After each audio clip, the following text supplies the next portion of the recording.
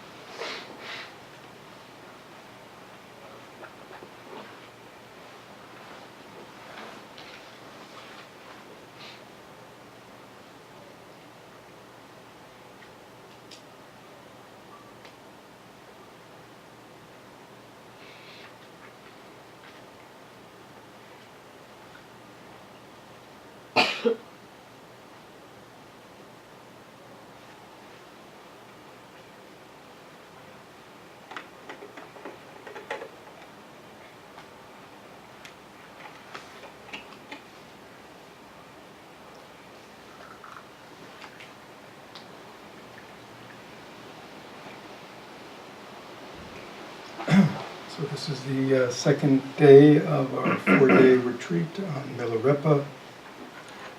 The possibility that everybody has the potential for awakening, for enlightenment.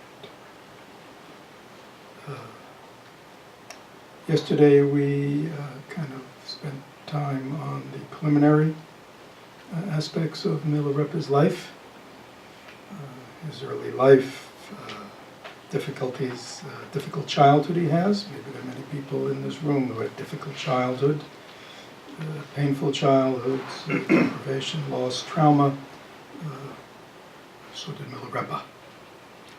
Then we see that Milarepa, with the encouragement of his mother, took a turn to the dark side. Anger, revenge, violence, destruction, murder. But then we saw that he went through a deep personal crisis of remorse, and actually became quite fearful when he realized that if he didn't do anything different, that he would reap a very painful unfolding of his life. He will reap the karma of his actions in body, speech, and mind from his earlier life.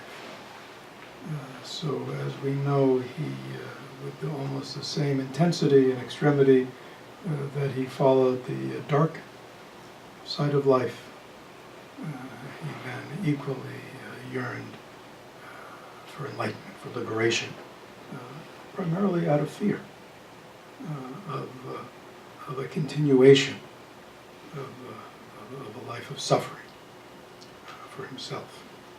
And we know that he made various attempts to establish a relationship with the Dharma, but was not having much success. And fortunately, he met a teacher who said, I have the guy for you. And we were, if you remember yesterday, in Marpa, he met somebody who was up for the task of dealing with somebody with such a heavy karma, such a heavy load, so much accumulated negative karma that he had created, who knew how to expiate him. So rather than welcoming in and oh come, oh, good boy, and and all that good stuff that we would have wanted, right? We didn't like the way Marpa treated. And actually, some of you might have felt it was okay for a while, but as it went on, we didn't like Marpa.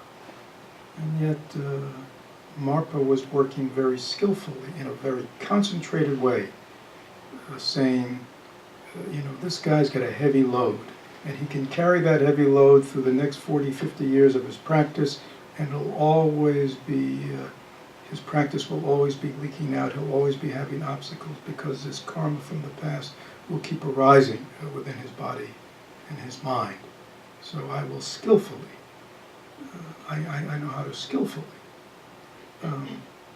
expiate him. And these were the ordeals that he put him through. And not only were the ordeals he put him through, which would only lead to an absolute complete giving up of any attachment, giving up of any preferences, giving up of anything for oneself at all, because Marpa was merciless, right? No matter which way he turned. And he was always just playing with him, wasn't he? And he put him through his paces.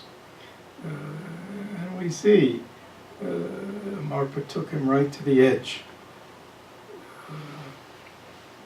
where Milarepa was suicidal. He was going to end it all. He couldn't go on. And we see at that time Marpa realized that this course of training, this course of expiation had run its course. And he didn't want to lose, because all along he knew in his visions and his dreams that Milarepa was to be his heart disciple. And Milarepa would be the main one to carry on his lineage. So he knew that all along. So he was doing his best to make him worthy of that task.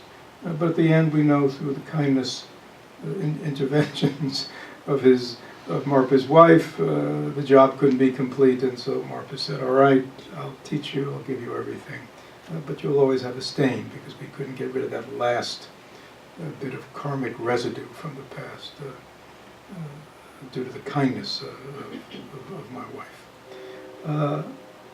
So it's quite a, as we commented yesterday, it's quite an incredible story. It's very unique in the annals of teacher-student relationships, and yet I think there are some wonderful truths that we went into yesterday. So I don't know if anything more needs to be said. Obviously, that kind of training is only to be performed by a master who has complete omniscience, such as Marpa, who could really see clearly into the mind of Milarepa and knew exactly the medicine Right? I mean, we know in Western medicine, there are some Western medicines that nearly kill you. Right? And the doctor will say, you know, the treatment could be worse than the cure. But there's a chance, good chance, that if you take it, because your disease is so serious, you need this, only this strong medicine will work for you. But it has massive side effects, right? There may be people in this room who have been through that, or know people who have been through that. Right? So it's like that. Right? But again, you would hope that your physician who is administering this knows what they're doing. And knows how to give enough of the medication, but not too much. So that's what this great master was capable of. He's not to be imitated. Marpa was not imitating anyone.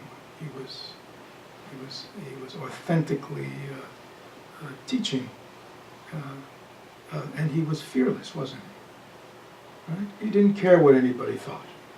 I mean, everybody was going, Marpa, you're horrible. Don't you have any compassion? Right? I mean, do you remember that? I mean, his own family, all his disciples were going, what is with Marpa? I've never seen him treat anybody like this, right? I mean, his wife's go. I mean, if a dog showed up, he'll give him a blessing, right? And yet he treats this poor, magician with such disdain. He so abuses and misuses him, right? So again, the fearlessness, the courageousness, the free of all concern what other people think about him in his pursuit of his desire out of his deep compassion. And we have to understand that Marpa's blows, and this is hard for people to understand and to believe maybe, that Marpa's blows were the expression of his compassion.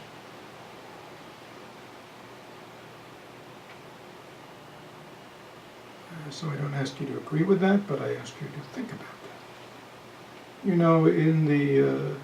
In the traditional, Chinese Zen mundos, encounters, there were various great masters known for their blows.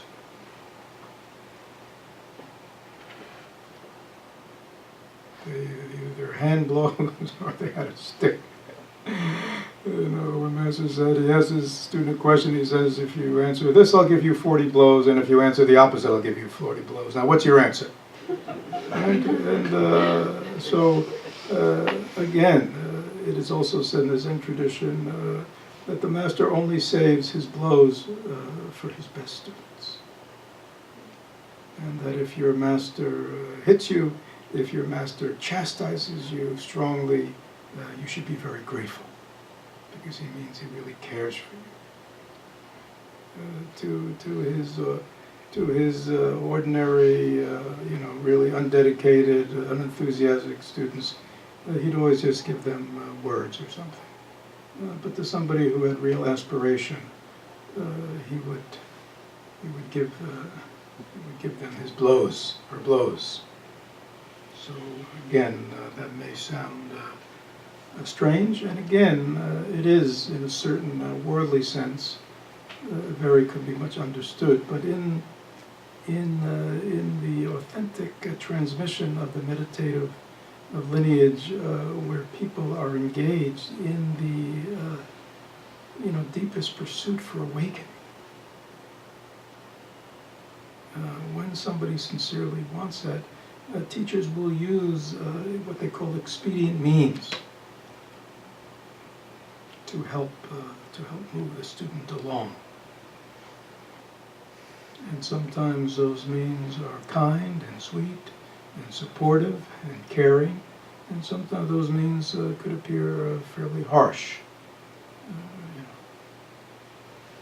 And again, if you are from the other side, if you are a student and your teacher chastises you or says something to you or dismisses of you, you always bow. Thank you.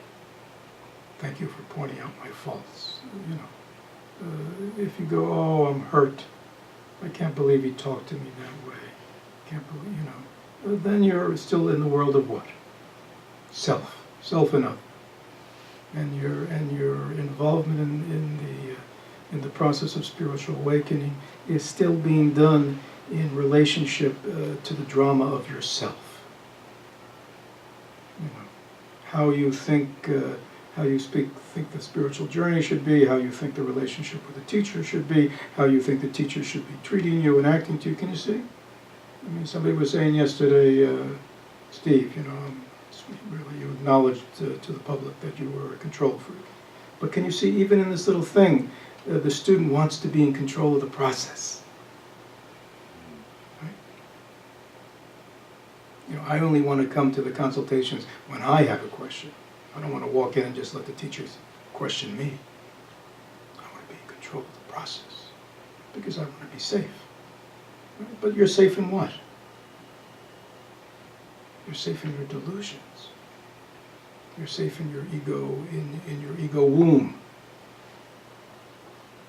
in your comfort zone. You know, the real student wants to be uncomfortable. Teacher, make me uncomfortable. Teacher, you know, if there's anything you see in me that, you know, needs to be pointed out, point it out. You know, I'm not holding on to anything. Right? So it's like that. And in Milarepa, Marpa saw somebody like that. Right? Because at the end he said, how wonderful. With everything I put you through, you never had an unkind thought against me. Right? You always knew, you know, that I had your best, and you just thought it was your own karma that made you unworthy of receiving the teacher. I mean, that's the teacher.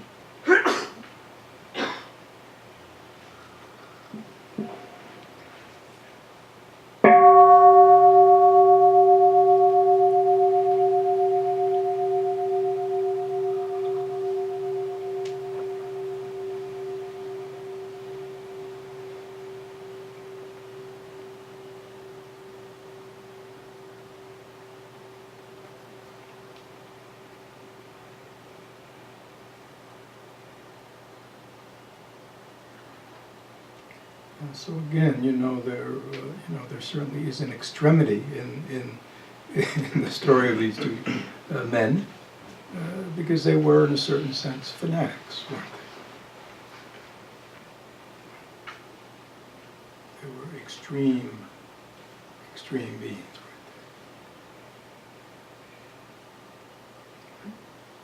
I mean, Marpa, we know, you know, when he had any success in his trading and his farming and gathered some excess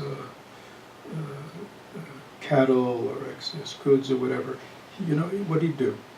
He sold it, he turned it into gold, and he went where? He loaded up his horse and he went to India teaching. Right? He didn't stay around like all the other men of his, you know, all the other people of somewhat wealth, enjoying their wealth. What did he do with it? He went to India for the teaching, and in his story, great hardship. He went, seeking teachings, seeking teachers, training himself in the languages of India so he could translate, bringing it back, sharing it with the Tibetan people who came to him. He was different, wasn't he? He beat to a different drum. Even though outwardly we know he appeared just as another, you know, beer guzzling, you know, yelling at his wife and kids and carrying on. He appeared outwardly like all the other guys in town, but yet when you encountered him, you knew he was different because he wasn't spending time the way the others were spending time, and that's important to see and to So again, even though there's an extremity in the story, and it's a good story, there's great meaning in it, even for people like us, who may not, exist at the extremities of life the way Marpa and Milarepa did, but that essential integrity, the integrity and the commitment to their vision, to their purpose, to live a life of meaning. That is what can speak to us. And that they were not concerned by the approbation, the social respect of others. This was not their primary concern in life. The ego, the self's primary concern of life is what?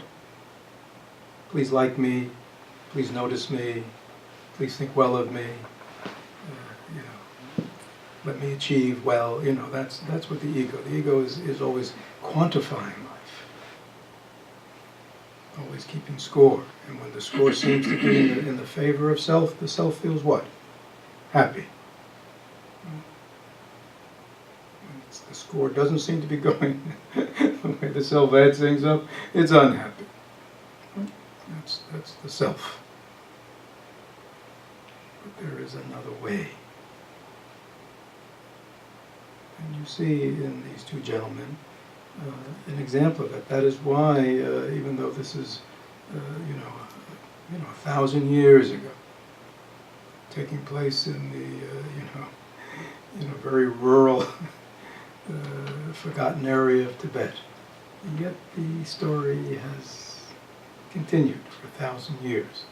And even I think when we talk about it here, even though the setting is so foreign to us in many ways, yet the human encounter of these two people, I think, can have great meaning for us, even as lay people. And again, by the way, Marpa and Milarepa were lay people. I mean, Marpa did not become a monk. He had a wife, he had kids. And Milarepa chose the yogic path, so he did not take monastic ordination. He took lay ordination and bodhisattva ordination, and then he went off to practice yoga, these yogic practices in the mountains. So any questions, because I want to continue. I mean, up in my room I have, many texts of Milarepa. It's hard to comment on them. I'm having to really parse it out but I would like to kind of deal with his biography more today, and then tomorrow and Sunday deal more with some of his songs that are represented, just give you a flavor. Are there any questions before we proceed?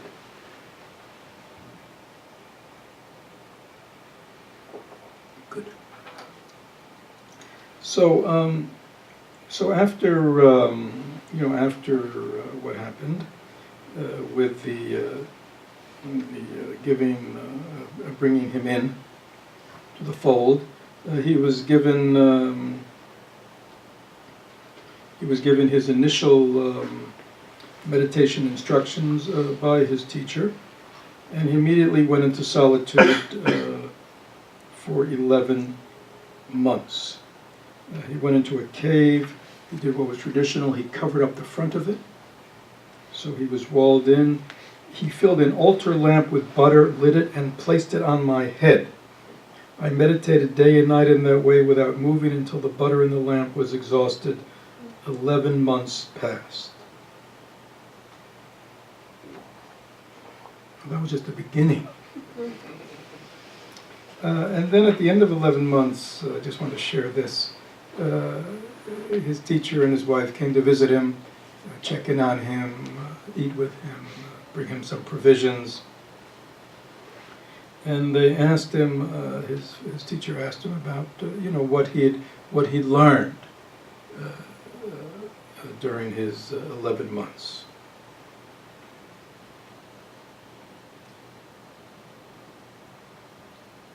He says, and again I'm sort of skipping because there's a lot. He says, this body is a blessed vehicle for the fortunate beings who wish freedom, but it also leads evildoers into lower realms. I understand that in this body lies the vital choice between enormous profit and loss, relating to eternal happiness or misery on the border between good and evil. Relying upon your power of compassion as the venerable guide of sentient beings, he's talking to his teacher, I am hopefully endeavoring to achieve liberation from the ocean of existential bondage, from which escape is very difficult. So he first says, I realize that this body is a vehicle. And when we talk about the body, we talk about what? The physical body, the eyes, the ears, the whole physicality of one's experience as expressed through the body is simply a vehicle for what?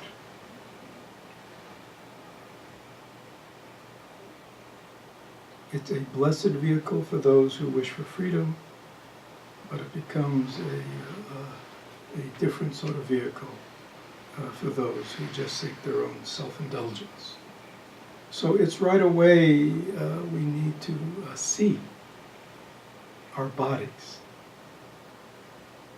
as a vehicle, not as an end. In our world, our body is an end. Having a beautiful body, a youthful body, a healthy body,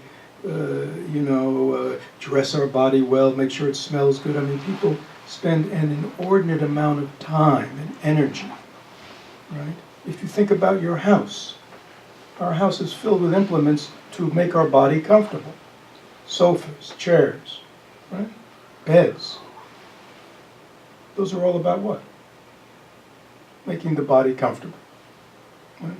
We have dishwashers, so the body doesn't have to wash dishes by hand. We have laundry machines, so the body doesn't have to clean laundry by hand, right? So when you think about it, so much of our life and so much of our activity and so much of the money we earn is going to what? Take care of our body. We buy products for what? We buy products for the hair, just for the hair, right? And we buy products for the eyes, and we buy products for the ears, and we buy products for the mouth, and we got, right, should I go on and on? Right? And those are major multi-billion-dollar industries, right? I won't even get into pharmaceuticals, which are all about what? The body. Supplements, vitamins, all for what? The body. I mean, it's pretty incredible. And this body is what? Transient. Here today, gone tomorrow. In a process of decay. And yet, did I talk about buying clothes for the body? I forgot that. Buying clothes for the body. And you can't just buy clothes for the body until they wear out. You buy clothes for the body until the fashion wears out. Then you have to buy new clothes for the body. And new clothes for the body. And more, right? And then you change the colors of the clothes. Go on the season. All for the body. And how other people see the body. And yet Milarepa says, this body is a vehicle for those who wish for freedom. I didn't get into cooking. Food. Right? I mean, it's quite something. Going out to eat. Where shall we take the body tonight? You think it's like Italian. Right?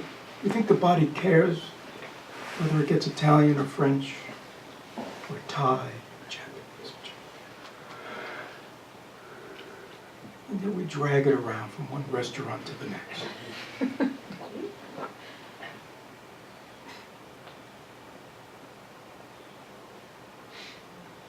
Think about how much of your time and energy and thought has to do with your body and other people's bodies. And yet it decays right in front of our eyes, no matter what we do. So Milarepa says, I realize this body is a vehicle, either for liberation or for continuation of ignorance and suffering. There's a choice.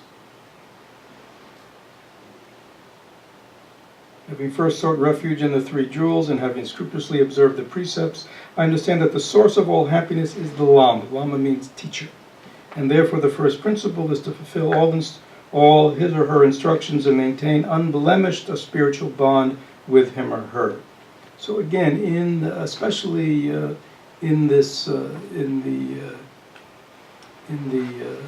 well, it's been elevated in the Tibetan meditative tradition, but it was very strong, obviously, in the Indian tradition, where it was a direct transmission of Indian Buddhism to Tibet.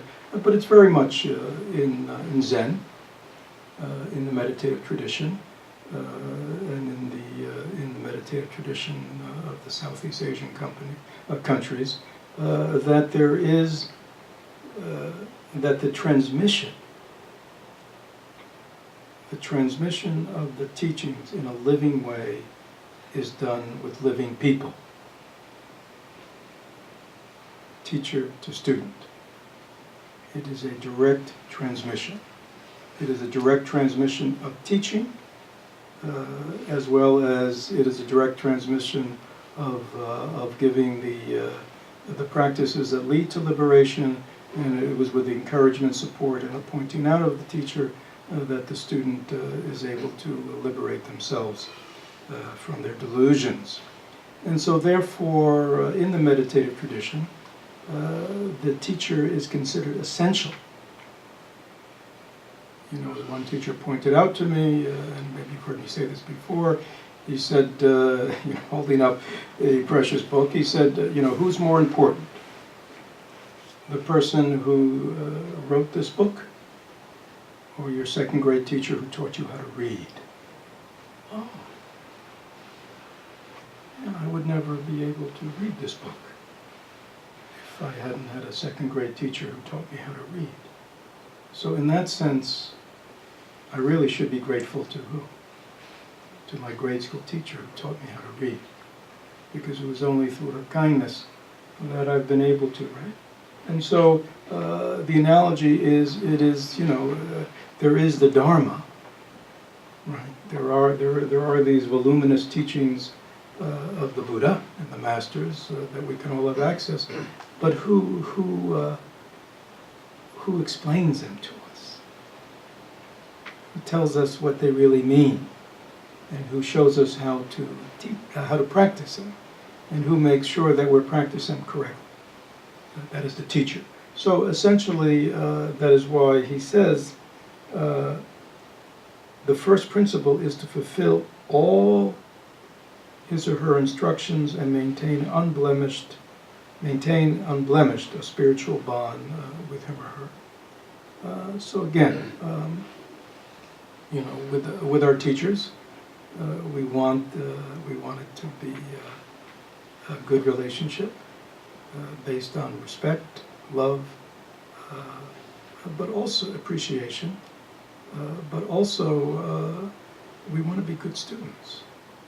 So when our teacher gives us instructions, we want to carry them out, and not carry them out the way we think they should be carried out, but carried out the way we were instructed to carry them out. And there's often a big difference, because again, we like to do it our way. We like to step it down a bit, and do it in our way, which is usually, our way is usually the way that we are, and here's that word again, that we're comfortable with, that we feel safe with. Right? That's the way we like to practice the teachings. So we, that's a little bit going back to our pots discussion yesterday. We might call that a bit, I'm sorry to say this, we might call that a bit of a dirty bowl syndrome. The student pot is not clean. It has its own ideas about how to practice the teachings. It's got its own views, its own perceptions. It's not hearing it clearly. Practice this way. practice ceaselessly. Practice day and night. Stop indulging yourself. Stop indulging yourself in fantasies and dramas, and, right? Cut through it all. That's what the teacher says to us, right? And then we do what? We continue to fantasize, daydream, practice when we want. You know, there are many people who decide when to use Dharma, right? Certain situations, they like to let their self just run rampant.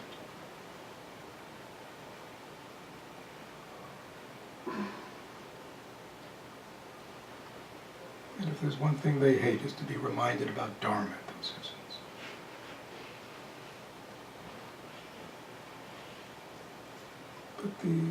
But the good student always, their reference point for their life is Dharma. Not like it's some kind of dogma. You know, or not because it's imposed from above like a commandment that they have to. It's because from the inside, they want to transform, they want to change, they want to become enlightened, they want to be liberated, right? And so they want to make use of the tools of Dharma, the teachings of Dharma, all the time, so they can be free. But again, we pick and choose. We like to keep these aspects of our historical conditioning alive. We feel justified. Well, this is a little different. Right? I'm justified in feeling resentful, or I'm justified in being angry, or I'm justified in feeling hurt, right? Well, this is a real something to be worried about, we say.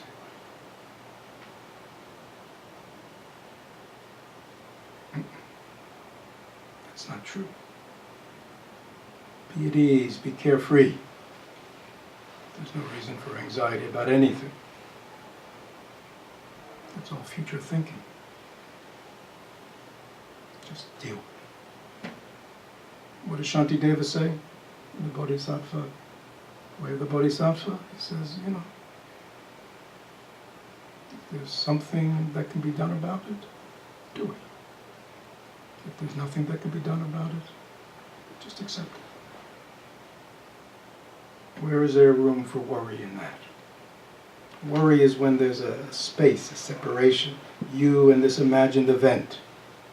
And in that space you allow this emotion and the thoughts of worry about the self and other selves and what's going to happen and whether you can deal with it or not deal with it. You know, that's space, that's duality, that's separation. But the teaching says don't create that space. Whatever happens, deal with it. You're going to have to deal with it anyhow. When it happens, deal with it. You want to make sure you can deal with it well? Practice. Practice equanimity. Practice deep looking.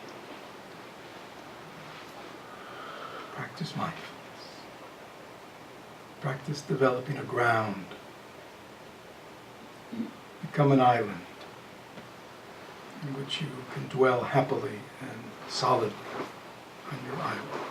And whatever happens, you'll be okay. Isn't that what the teachings say? And how many of us practice? So he says,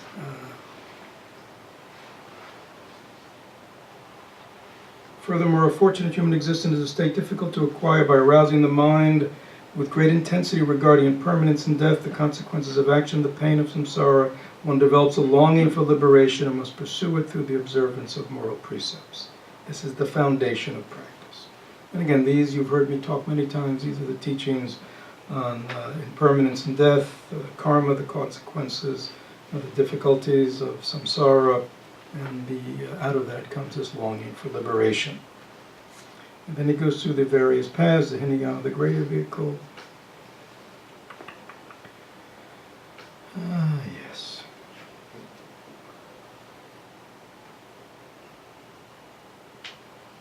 having endeavored to discover the non-selfhood of personality, which is common to all exoteric traditions of Buddhism, one examines the self by means of logic, the teaching and analogies, and not finding a self, one understands selflessness.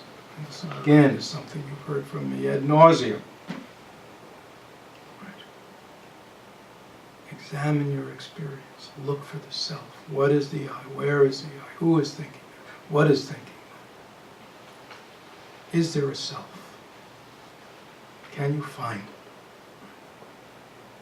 And here he says, 1,000 years ago, just examine, this is a key point. Discover the non-selfhood of personality, which is common to all our traditions. One examines the self by means of logic, the teaching, analogies, and not finding the self, one understands selflessness. Key point of Dharma. Then one must bring the mind into a quiet state. When the mind is calm by means of such reasoning, discriminating thought ceases and the mind reaches a non-conceptual state. If one continues in this state for days, months, or years, so oblivious to the passing of time that one needs to be reminded of it by others, one has achieved tranquility of the mind. So this is important to understand. I don't know how far we're going to get today.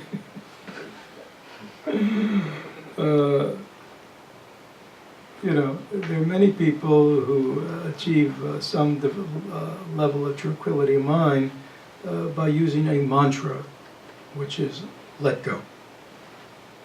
So they cling, they say the mantra, let go, and they let go. Right? They cling, they say the mantra, let go, and they let go. And people think they've achieved something by this. And they have, to a certain degree. Right? Things are better, because we're not holding on to as many of the things that we used to. They are not lasting as long. They are letting go, because we are letting go.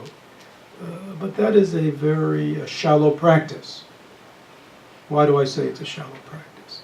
It's a shallow practice because it can be done at a much deeper level. Now, what do I mean by that?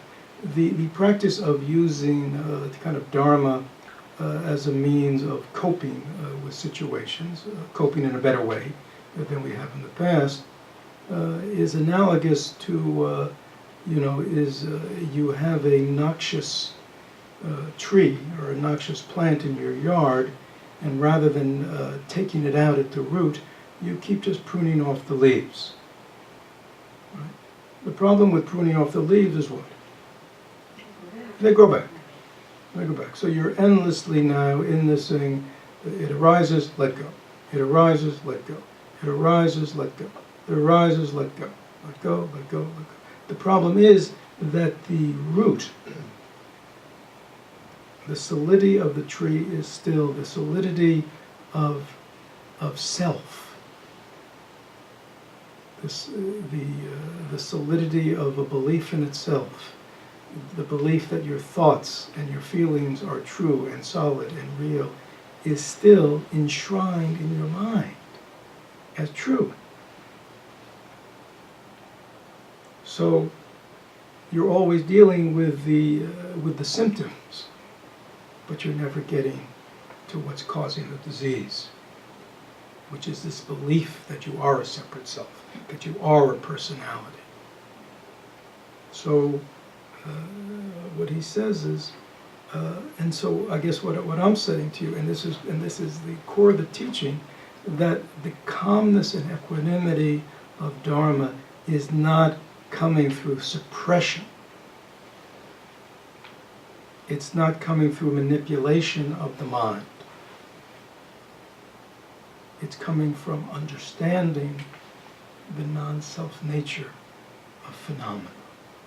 And when you understand that your self is a non-self, and that your thoughts, your feelings, your perception, all are like empty flowers in the sky, have no basis, come and go.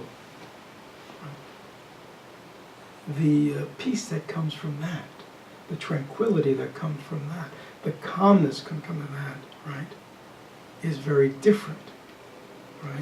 And you know, the analogy that I've often used, and I'll say it again, what comes to mind is, you know, the child thinks that its dreams are real. So when it has nightmares, the parent comes in. The child is scared, the parent comes in, and the child what? Calms down. But at a certain point, we want the child to understand that what? That these are just dreams. They're not real. They're just nightmares, but they're not real, they're just dreams. And once the child knows that, they no longer need what? They no longer need the parent to calm them and reassure them. They can do it themselves because they know that the dream is not real. And that's very different. That's a knowing. I mean, I could give other examples of when we know something. It's significant. We can't be fooled anymore. Right? You may have somebody who you know, and they seem very nice. They act very nice, and they say all the right things. But after a while, and you get to know them, you know there's another side of that. Right? You might know somebody like that, and all that niceness and kindness and saying the right words is very manipulative. Right? And they really do not mean you well. They may mean you harm. When you know that, then you can, then the next time they call and say, oh, thank you very much, bye-bye. Because you know something, and you can't be fooled anymore. Is that clear? Up to that point, you can always be fooled. Well, maybe I was wrong in the past to choose them. Or maybe they've changed. They just said they changed. Maybe they've changed. And so but once you know the nature of self, the nature of ego, and you know it deeply, you won't be fooled by it. And then you really have tranquility. The state of tranquility is maintained by means of continued attention and awareness, continued practice, not allowing it to become distracted or to sink into passivity. Intensified by the force of awareness, one experiences pure consciousness without differentiation, naked, vivid, crisp. These are the true characteristics of tranquility of mind.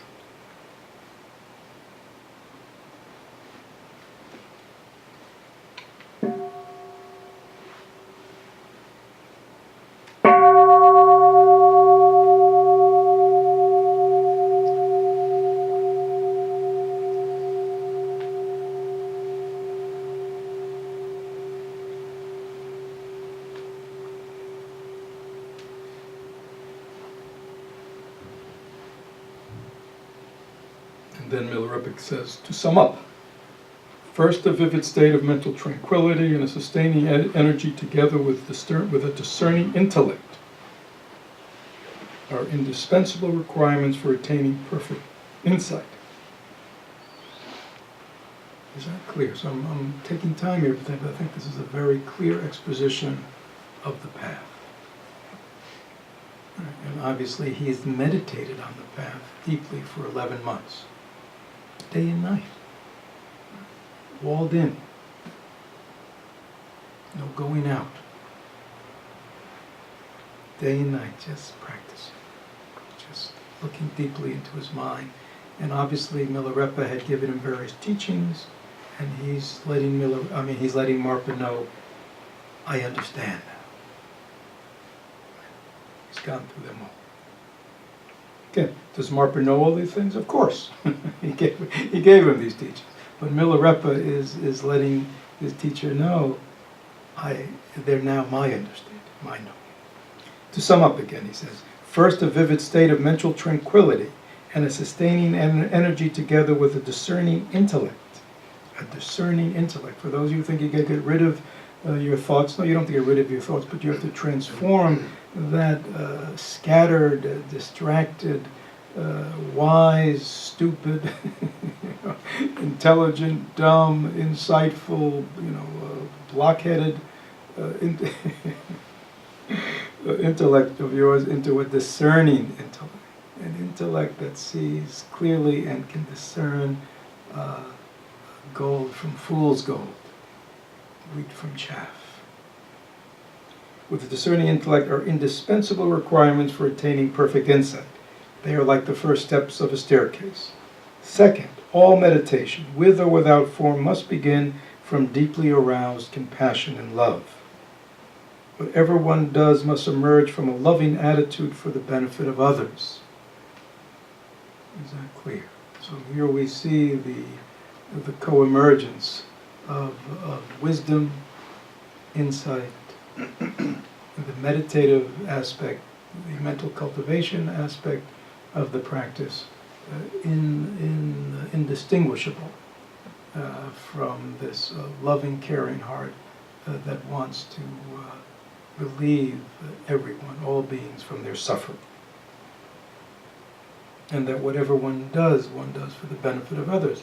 That is why at the end of our practice we say, we turn over the merit, may share the fruits with all beings, Many of us may just say it like words. But at the end of the training service, that's what it says. I'm going to share any merit that comes from my practice, any benefit that comes from my spiritual practice. I want to share the fruits of that with everyone. I'm not just keeping it for myself. Third, through perfect seeing, all discrimination is dissolved into a non-conceptual state. Finally, with the awareness of emptiness, one sincerely dedicates the results for the benefit of others. I have understood this to be the best of all ways. So again, I know in this room today there are people at various levels of practice. Some people, they may have some experience or knowledge of what I'm talking about. Other people, some of this may seem far away, but that doesn't matter. We need to understand what this path is about, right? Wherever we are on the path, whether at the beginning, the middle, or the end, it's good to know what this meditative path is about. And then he says, just as a starving man cannot be fed by the knowledge of food, but needs to eat, so too one needs to experience in meditation the meaning of emptiness, shunyata. I also understand more particularly that in order to arrive at perfect insight, it is necessary to practice meritorious deeds and self-purification without respite in the intervals between meditation. Is that clear? What? Resting? Yeah, with no rest. No rest, no time off. Many of us take time off, right? I meditated 20 minutes today. I was kind. I fed my cat, and I have a sick friend who I call to inquire. Right? Enough's enough. Now I can indulge myself. That's the way most of us practice, right? And he says, no, without respite. Isn't that wonderful?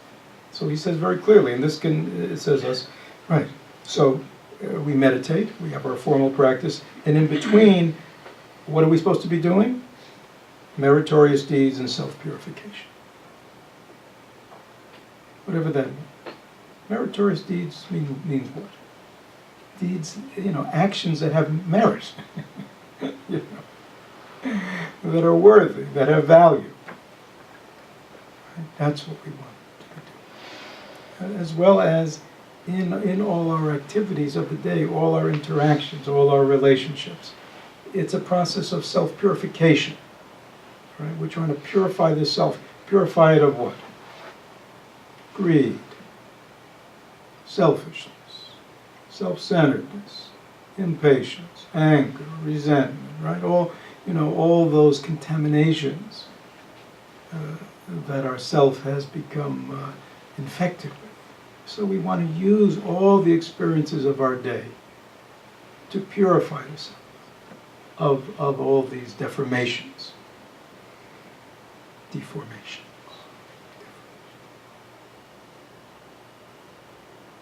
And to do good deeds, to be helpful, to be generous.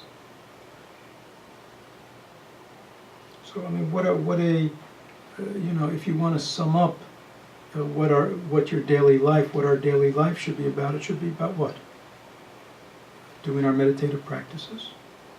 And when we're not doing our meditative practices, anything we're doing, right? Whether Sally's in the kitchen cooking, or Jun's at the hospital seeing patients, or Steve is teaching his students, or being with his son, or you know what I mean, on and on and on. Martina doing all the things that she does. If there's a chord, if there's a theme to our life, it should be that all these actions of our life are united. That no matter where I am or what I'm doing, I am purifying myself of my contaminants rather than what? Increasing them. Right? Many of us, we spend our day increasing our, we're not purifying the self, we're just, working. I'm working on my anger. Just practicing being resentful today. Maybe all these years of resentment hasn't been enough, I'm kind of working on it today. But, I'm working on being hurt today. I'm working on my despair. I haven't despaired enough in the past. Let me see if I can despair a little more today. Right? So, I'm working on my judgments today. Let me see if I can think of more ways to be critical of people and myself. There must be ways I haven't thought of yet. Right? So this is the way most of us are spending our days. Milarepa is showing us another way, which we should be purifying the self of these things. Now, it doesn't mean that these things don't arise, right? These are the very stuff of self. It means when they arise, our awareness, our mindfulness, sees them, knows they have arisen, and we are transforming. We are healing and transforming. As Tai says, as Thich Nhat Hanh says, the practice of daily life is the practice of what? The seeds come up, right, Bill?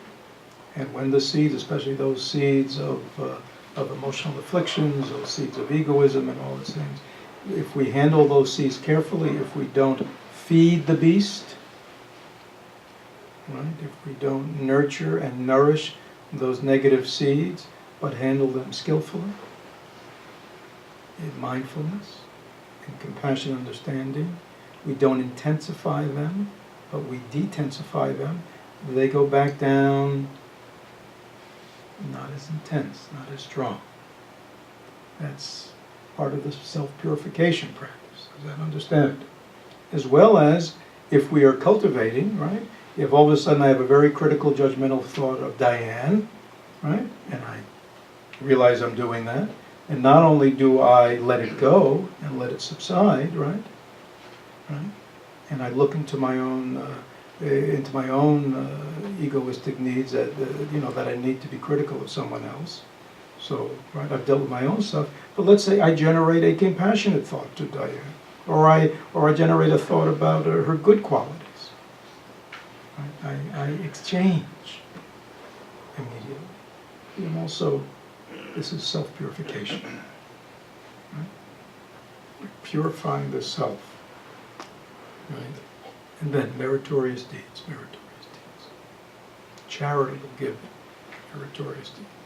Helpful to someone else, taking care of someone else. Meritorious kind of actions. Doing something for others. Doing something for society. But doing it in a mind state where you want to create good, create value.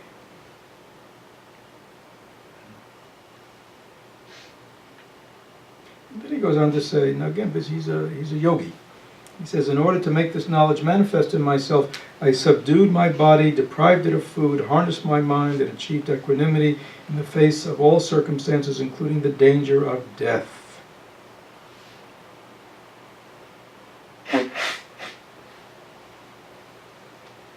After he'd spoken, Marpa said, "My son, I had great hope, and my hope has been realized."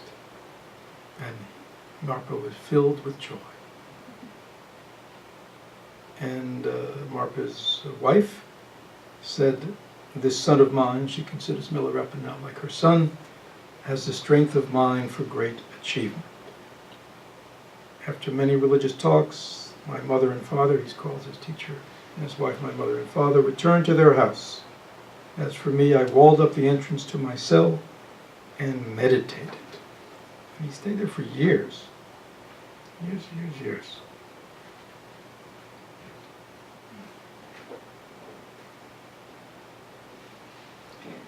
I'll maybe skip this one, but he does after several years of meditation, he has a dream where he sees his ancestral home. Because you remember, out of fear, they had kind of given the mother the home, right? Remember, he had threatened, anyhow, they were scared of her son, so they'd given her back her ancestral home and given her back her plot of land and stuff like that. But he had a dream where everything was in ruins, and he actually goes back to his ancestral home, and sure enough, the house is in ruins, and he finds actually his mother's bones there. And she just died there. His sister has gone off, their field is fallow, everything is ruined, and when he thought of all the suffering, of that whole story of what had happened, and his childhood and the losses and the gains, all about the house, all about the field, right? And then all that he had done, and then it had been restored to her. And at the end, when he sees it's all come to naught, and he sings a song. My flocks of sheep in the land they grazed upon are today the prey of evildoers. This too is an example of ephemeral illusion, an example which summons me to meditation. My house is today like the ear of a donkey. My good field today devoured by weeds. My cousins and next of kin today are my enemies. My father is no more, no trace remains. My mother is nothing but crumbling bones. It goes on and on and on. My sister has wandered away without leaving a trace. Venerable Marpa, compassionate and immutable, bless this mendicant that he may meditate in solitude.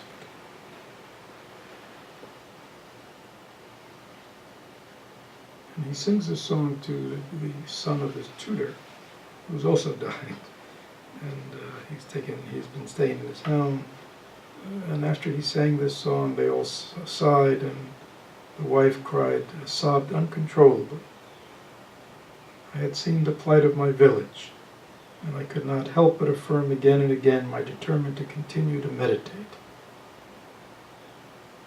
I kept this wish deep in my heart, and constantly practicing meditation, I had no cause for remorse.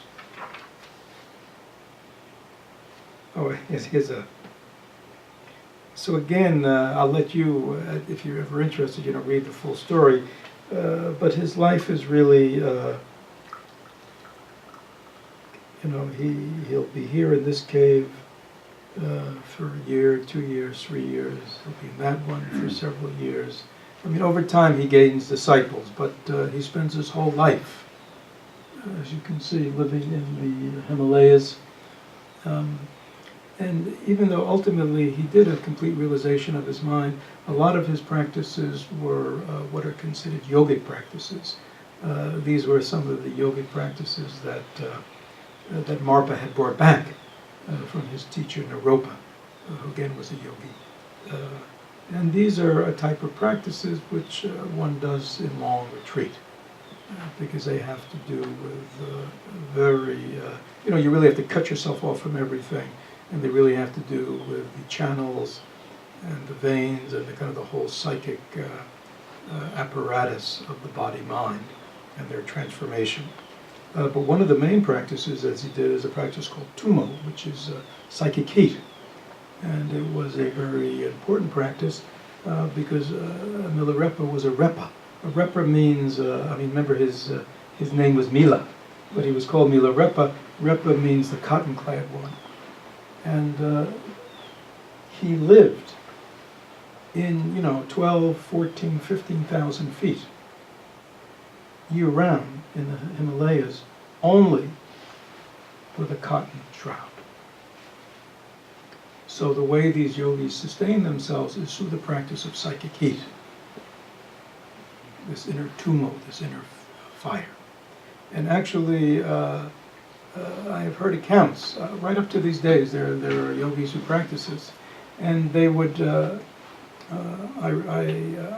I read this, he was a living teacher who wrote about in Tibet. There was a nunnery nearby where the nuns practice this, and once a year, hundreds of them, in the midst of winter, they would go down to a river, and they would break the ice on the river, and then they would have like a contest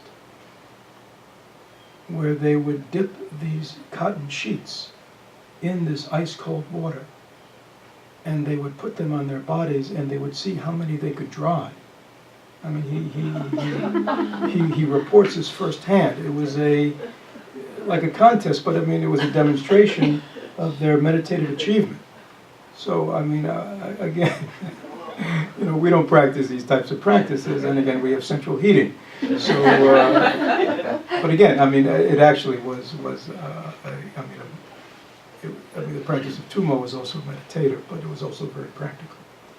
So please, when we hear these things, understand that these are not just stories. Yes?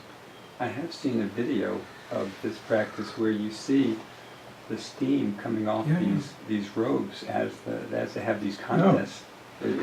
It's still today, right? It's still today. Right. So so it's quite incredible, and it shows you, body mind are one, and that through through very deep concentration and meditation, one can arouse this heat within oneself to such an extent that one can not only and again, one would imagine that if one is living at 15,000 or 14,000 feet in the midst of winter, you would not want your meditation to lapse for one moment.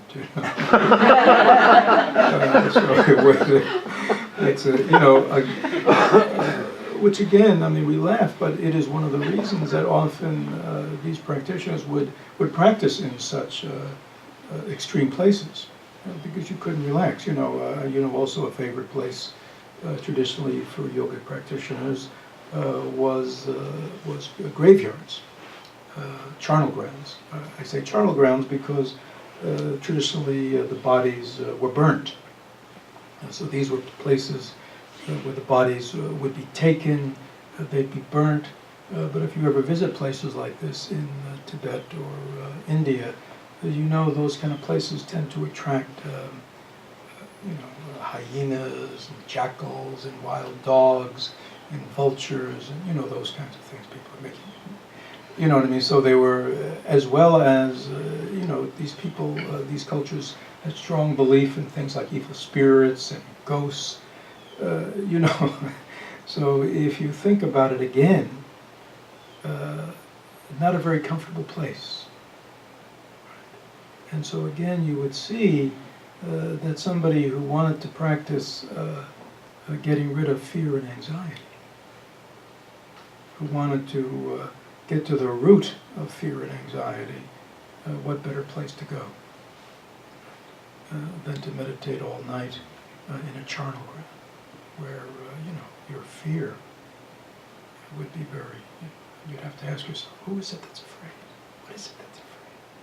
Is there a me here that's afraid? Because my body's not afraid, right? My body's quite happy to lay here, sit here. So there must be something in my mind that this fear is coming from. What is that? So again, traditionally in various ways, like living in caves. I mean, there are other reasons that they withdrew from society and lived in caves, not to be bothered. But also it was a good place to practice, and the hardships were helpful for the kind of practice they were doing.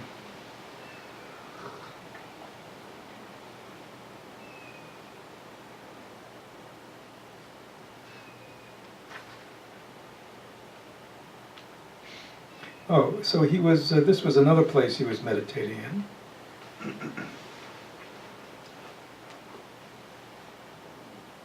He was in a cave.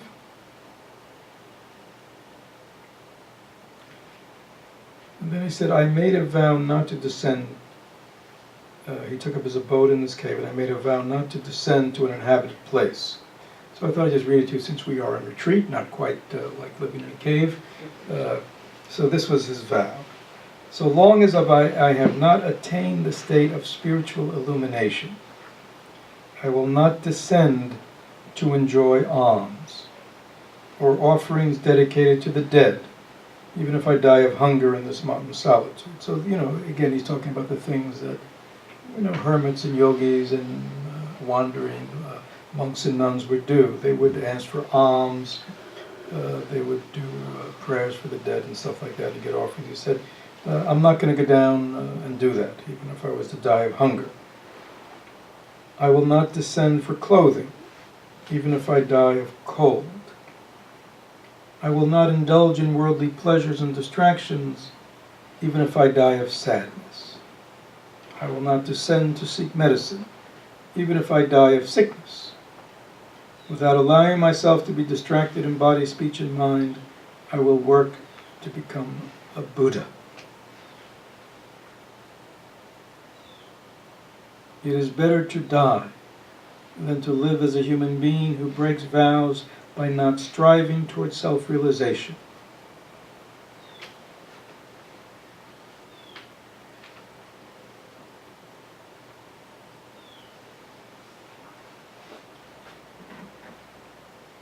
So,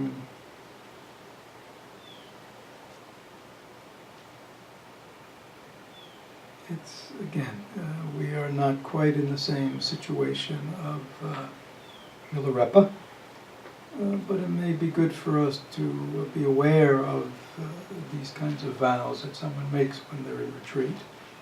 And again, we may think of all the ways we indulge ourselves and leave our practice. And perhaps make a vow like Milarepa not to. And then he'd spend it. So he stayed there for a year.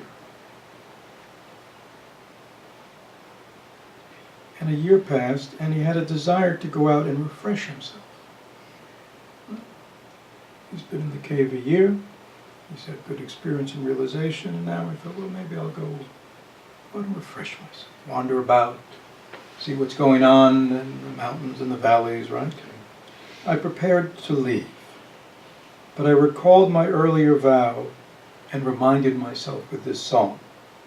So he sings songs to himself. He just breaks into song. So this may be for those of you who like to sing in the shower and everything, sing in the car.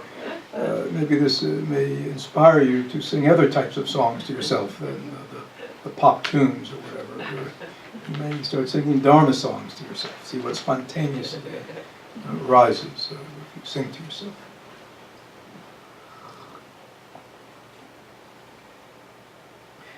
And actually, in all the songs, I've left it out, but he always begins with invoking his teacher. So he says, O Marpa manifestation of the Buddha, upholder of ultimate truth, bless the mendicant, that's himself, so that he may complete his retreat in solitude.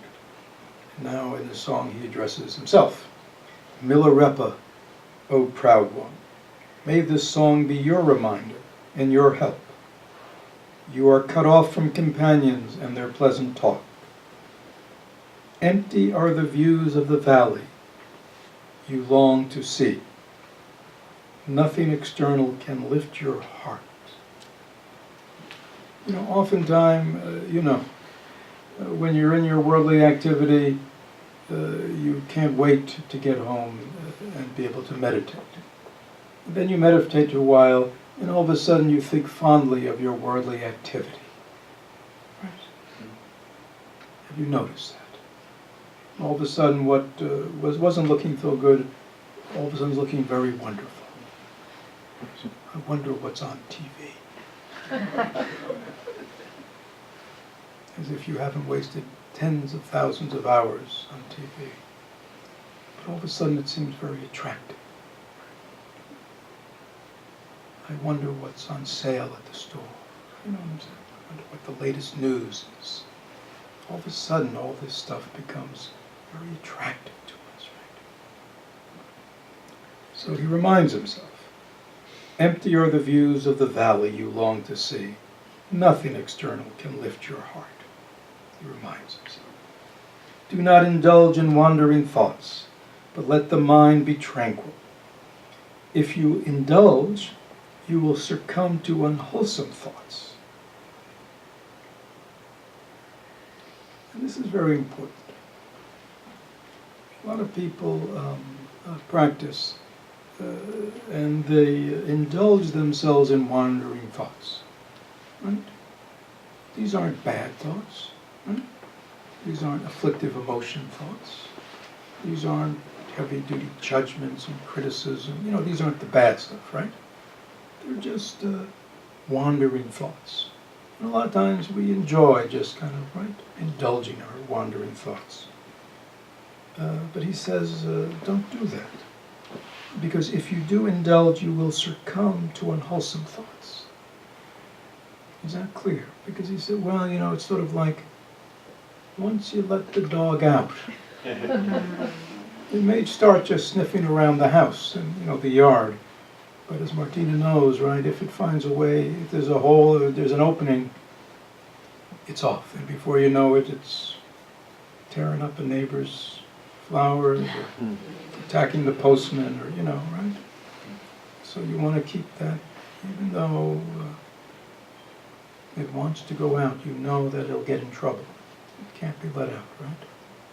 You know. In the same way, we need to know that this mind of ours, if we give it too much room, right? If we let it wander, it will begin to wander down where? Those old paths, those old patterns. And you wonder, how did I get here? Right? Well, we got here because we let go of the rope of mindfulness. And we just let the mind loose. And when the mind gets loose, it goes for digging under the fence and getting out. Right? You don't have to do anything. It does it by itself, doesn't it? In the same way, our mind has its patterns. It does not end up in those afflictive places with your help, right? It does it naturally because of its conditioning. So this is why it is good to guard the mind. Right? Again, when I say guard the mind, I mean you don't have to have it on a tight, you know what I'm saying? You don't have to have it on a, you know, like your dog. You don't have to have it on a 1-foot leash, you know, with a stake. I mean, that's a little extreme. That wouldn't be good for the dog. You know, but you could put it on a 15-foot, where you know that it's in a territory where it cannot get into trouble, but there's a boundary on it. Right? Mindfulness is that stake, is that 15-foot stake. But if you just let it wander, don't be surprised if you find yourself in a mind state that if you had thought about it and had a choice, you would say, I wouldn't want to end up here. Right, Bill? So we have to maintain our mindfulness and not let these wandering thoughts take over. If you indulge, you will succumb to unwholesome thoughts. Do not be distracted, do not be distracted, but be attentive. If you are inattentive, your devotion will be carried away by the wind. Again, your devotion to your aspiration, to your intention, to what you want to accomplish. Do not leave, but stay where you are. If you leave, your foot will stumble against a stone. Which means what? anything could happen. Once you go out that door, you think you're going here, but anything could happen, right? You're saying you go out. I'm just going to go out and what? Wander about the valley a little bit. Before you know it, you tripped over a stone, you broke your leg, you smashed your head, right?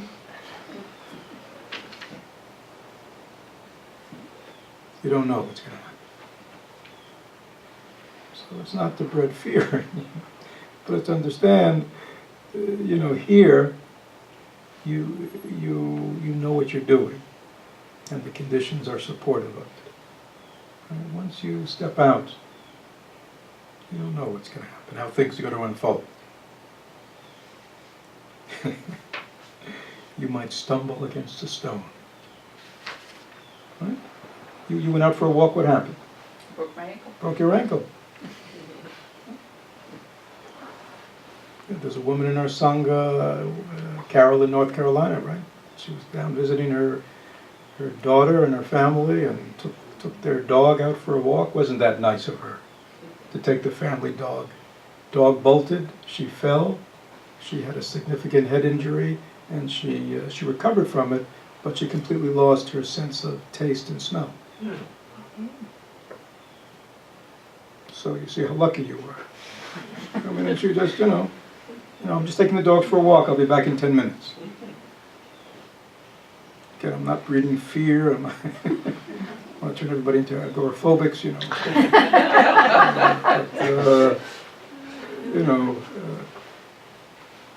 He says, do not leave, stay where you are. Do not seek pleasure, but control yourself. Seeking pleasure will serve no purpose. Again, I think you understand what he's meaning. Do not leave a life, again, all of a sudden, we're fine. We're on our cushion, we're meditating, we're practicing, we're studying, we're doing whatever. Everything's fine, right? And then all of a sudden it goes, but a little ice cream would be. Right? Can you see it? It's like as if somehow, having a pleasurable experience now would somehow make things better. Right? Do not seek pleasure. It serves no purpose. It's not saying it's bad, you understand? But it's in the context of what what's he doing? He's made a vow to meditate until he comes to realization. And all these things are right, they sound good. Right? Oh, what could be the harm of just wandering in the valley, visiting a few of my patrons, having a decent meal? I haven't had a decent meal. Also would say, yeah, right? Right, Bill, you'd say, sure, he deserves that. You've been working hard. But he's saying, one thing leads to another. Better to stay. And finally he says, do not sleep, but meditate. If you sleep, the 5 poisons of corruption will overwhelm you. And again, it was very common for meditators of his ilk never to make a vow, never to lie down while they're on retreat. I met many yogis who practiced that when I was in India and Tibet. They would often, it was very traditional in Tibet that they would live in, they would be in these boxes. And the box was maybe, 3 feet by 4 feet. They had sides like this and their meditation mat, and this is where they'd stay. And the back of the cave or the hut might be behind them, so it's not as if they couldn't maybe kind of lean back, if they fell asleep, but they made the vow never to lay down. And this was very common in China too, in the meditative tradition, to make vows that during the course of their retreat they would never lay down. Again, just it's good for us to know that.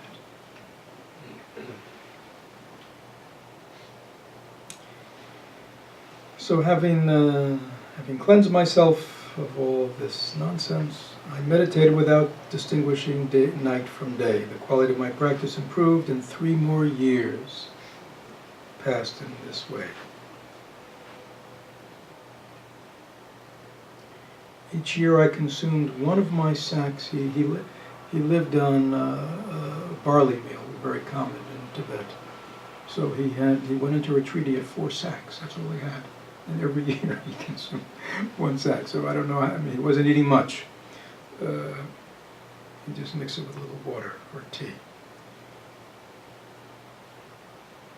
And if I had nothing else to sustain me, it would have been the end of my life. When people of the world, having found 1/10 of an ounce of gold, they rejoice over it. And then if they lose it, they despair. But that cannot be compared to dying without having attained enlightenment. For a life which leads to enlightenment is more precious than 1,000,000,000 worlds filled with gold. I thought, what shall I do now? It is better to die than to break my vow.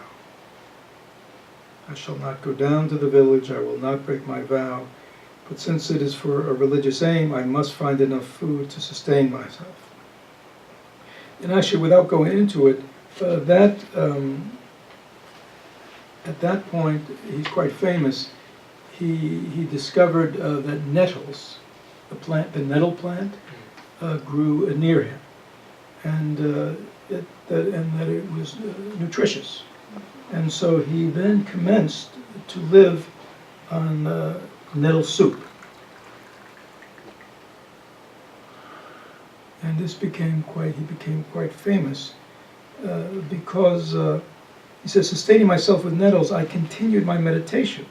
Because I had no clothes on my body and no other nourishment whatever, my body covered with grayish hair became like a skeleton, and my skin turned the color of nettles.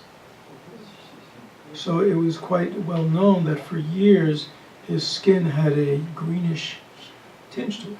And there are lots of stories where wandering shepherds or hunters, who would be up in the mountains, would come across him and would be scared. They thought he was some kind of demon or ghost, because he looked so horrible. And again, if you read the stories, you will see there's lots of stories with him and his greenness. It gives me meaning to the term being green. Yes, he truly was green. Actually, there was a time when he was eventually found by his sister, and actually by Zese, who was actually his betrothed when he was a child. Their 2 families, I kind of didn't go into that whole part of the story, but she was betrothed to him, and she never married after he left. And he found out she never married because nobody would marry her, because since she was betrothed to the great magician, who was known for his anger and his capacity to do harm, nobody would dare approach her, poor Zesse, and also his sister. Anyhow, they finally came to him and brought him some food, and she looked at me from the threshold. My body was wasted from asceticism. My eyes were sunk in their sockets. All my bones protruded. My flesh was dried out and green. The skin covering my fleshless bones looked like wax. The hair on my body had become coarse and gray. From my head it streamed down in a frightening flood. My limbs were about to fall apart. At the sight, my sister, terrified, thought at first that I might be a ghost. But then she asked, "Are you a man or a ghost?" And he said, "I am Mila, your brother." And she cried. She fainted, actually.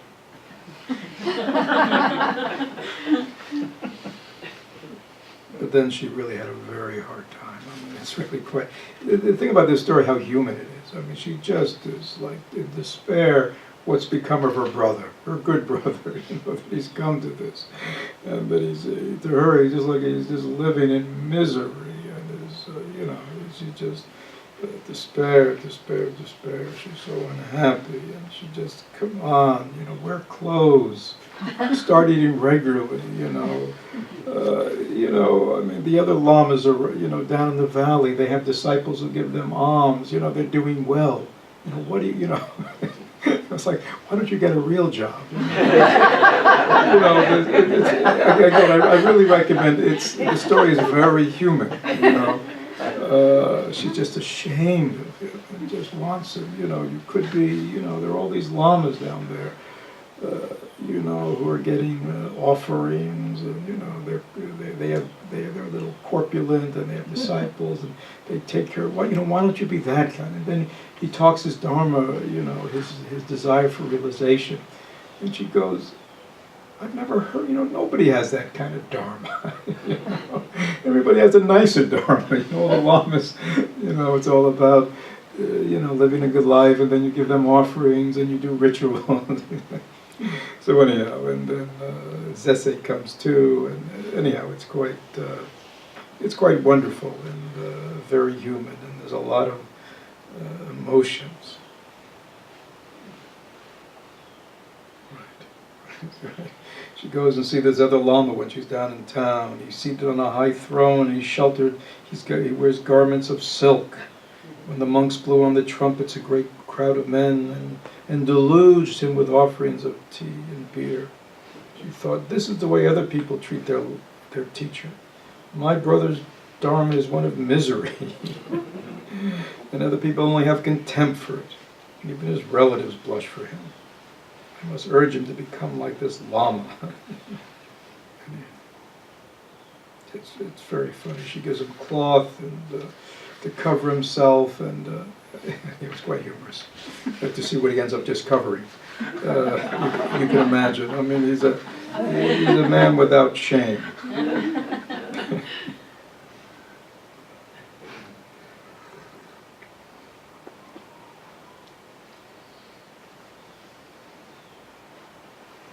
Yeah, we'll end in a moment. This is one of his, further on in one of his disciples, one of his meditators, he's one of his yogis who have lived with him, ask him, your perseverance, in meditation was so great. I mean, compared to us, this is one of the students, what can we do? These are one of his students says, our practice is so half-hearted. This is after Milarepa has been telling the whole story, and again, I've left a lot out. He cried. And Milarepa said, and so now he's called the master, because now he's a teacher. He said, considering all the misery of samsara in the lower realms, my devotion and perseverance do not seem great. Thoughtful people who accept the great law of cause and effect are capable of such perseverance. Those who do not believe in the Dharma have little understanding, are incapable of abandoning the eight worldly, the eight worldly Dharmas. Right? Fame and ignominy, pleasure and playing, success and failure. Those are the Dharmas of the world that everyone is chasing. He said this is why it's so important that one believes in the law of karma. If one believed in the emptiness of things, one would perceive the interdependence of cause and effect as being inherent in emptiness itself. The foundation of all Dharma practice lies in the belief in the law of karma, and therefore it's very important for you to devote yourself wholeheartedly to the elimination of harmful deeds and to the practice of goodness. He said, even at the beginning, even though I was incapable of understanding the meaning of emptiness, of non-self, of shunyata, I trusted the law of karma. This is why, having accumulated so many wrong deeds and crimes, I thought I would not be able to escape a painful life. My fear was so great that I was compelled to venerate my Lama and dedicate myself to meditation.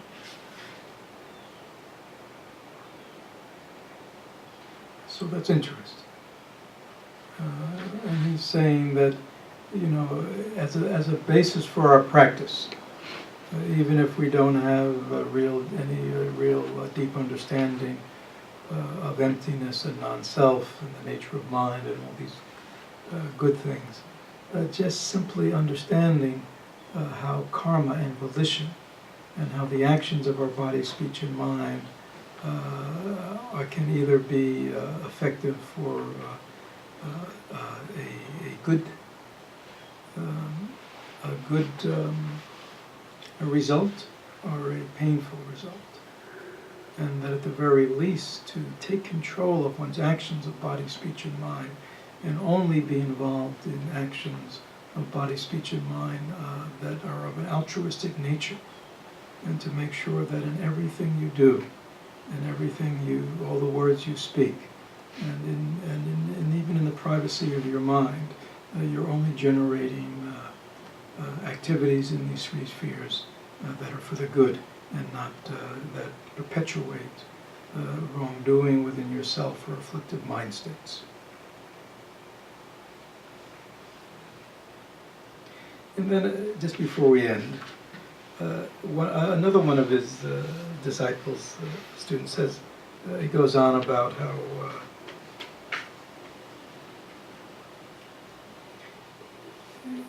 he says, we can't, after hearing again Milarepa's story, we humans cannot even conceive the extent of your asceticism and your devotion to your teacher, let alone practice it ourselves, right?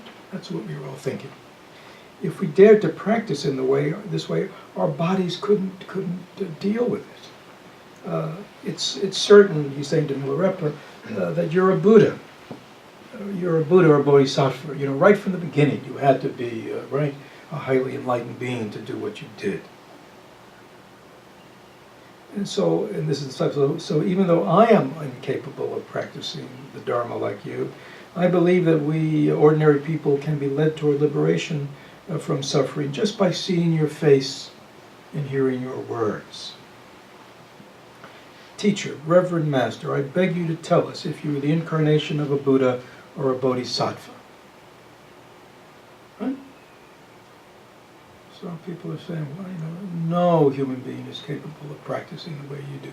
You must, right, be some kind of extraordinary Buddha who, from past lifetimes, right, developed themselves. That's why in this lifetime you could persevere the way you did in such an extraordinary way, right?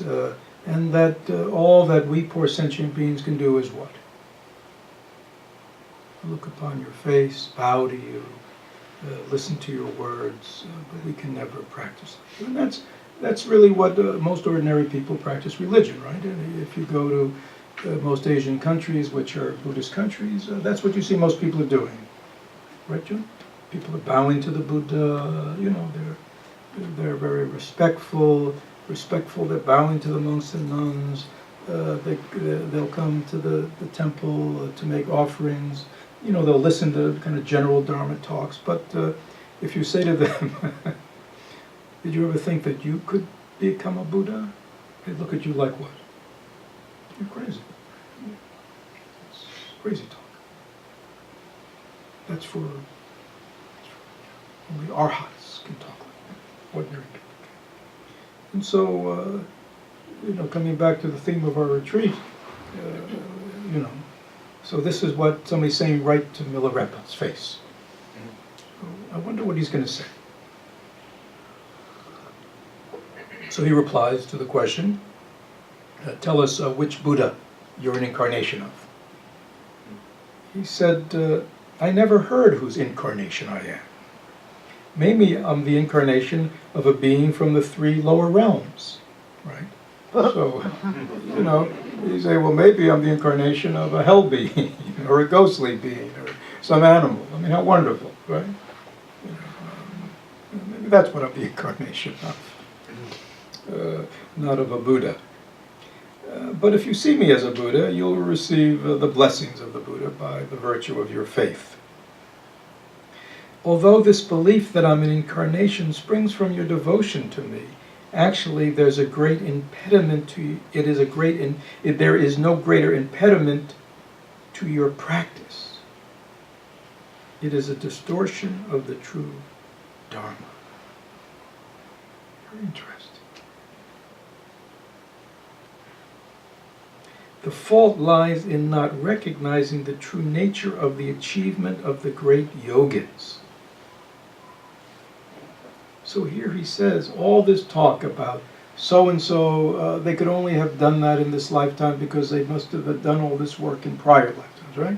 A lot of people talk that way, especially in the Buddhist traditions that believe in past lives and enlightened beings keeping reincarnating. It's only because of past lives that you could have done. He says, if you believe that, that is an impediment to your progress in the Dharma because you don't understand the true what the yogi is showing you, right? He says the Dharma is so effective that even a great sinner like myself has reached a stage not far from full enlightenment due to my belief in karma, my subsequent renunciation of the aims of worldly life, and due especially to my single-minded devotion to meditation.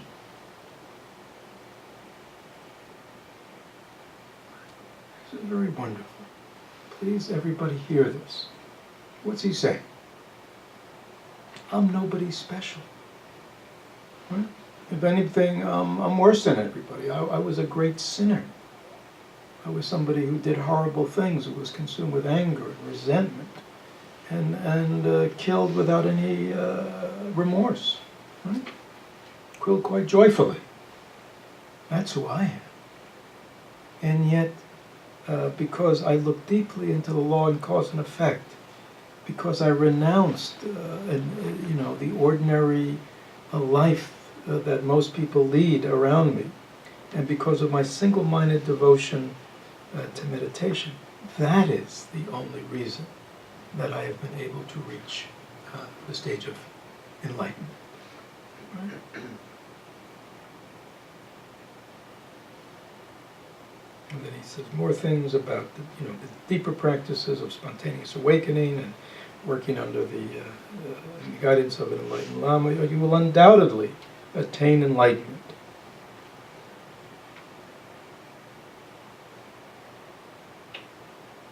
Whoever wholeheartedly believes in the law of cause and effect and dreads suffering, dreads dukkha, doesn't want, and this is not like the gross sufferings. When we talk about dukkha, and some of you were in the last intensive, right, where we dealt with transforming personal suffering. We know that the word dukkha, the Buddhist word suffering, has to do with every type, from personal dissatisfaction, emotional affliction, feelings of alienation, disconnection, separation, individuality, to the grossest types of emotional afflictions and sufferings. That's all under dukkha.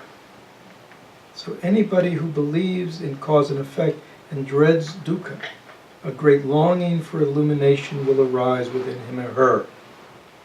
This will lead him or her to devote themselves to a teacher, to meditation, and to maintaining deeper insight.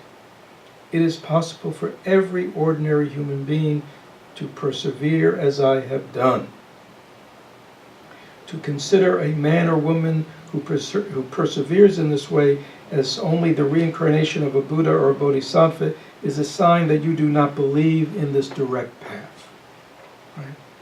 And the practice of Zen, the practice of the great perfection, this is the direct path that leads to enlightenment. Put your faith in the great law of cause and effect. Contemplate the lives of the enlightened teacher. Reflect upon karma, the misery of the cycle of existence, the true value of human life, and not knowing the hour of death. Devote yourselves to the practices of the way.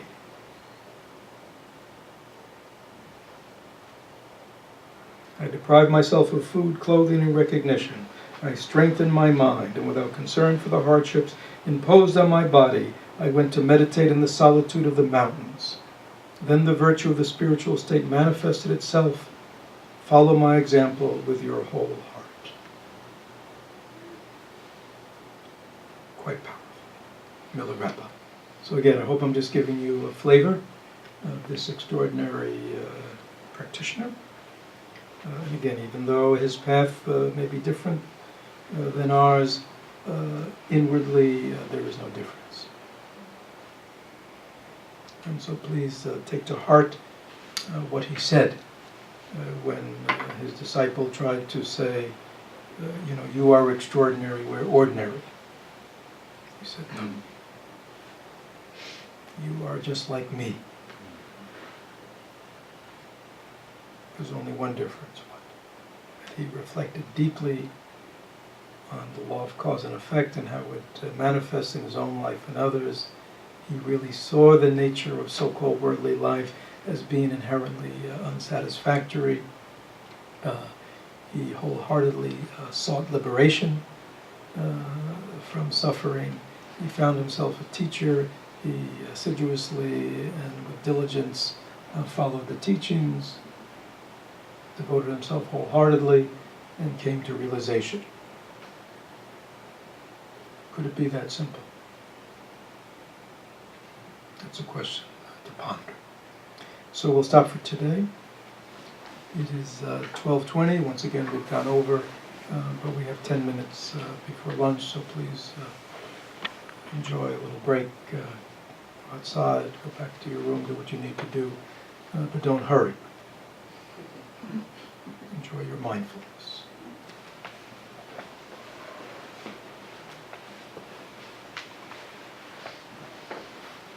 Actually, remember the injunctions from yesterday.